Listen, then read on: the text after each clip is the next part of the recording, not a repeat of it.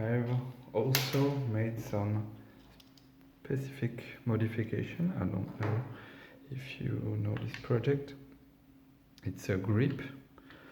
You have two handles like this, and you have a little servo motor, and you can have this grip in front of your robot, for example.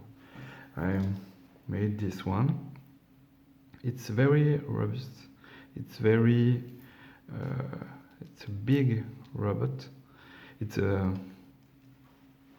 very durable pieces, but the end of the handle, the tip is not as durable as I want. I need to reprint some models to put this one on. But perhaps in the future I would put this one in front of my Autobot. Otto the robot, I don't know if you know it.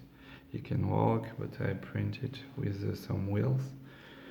I prefer to have wheels. It's for now he can go much distance with wheels that he can go on foot.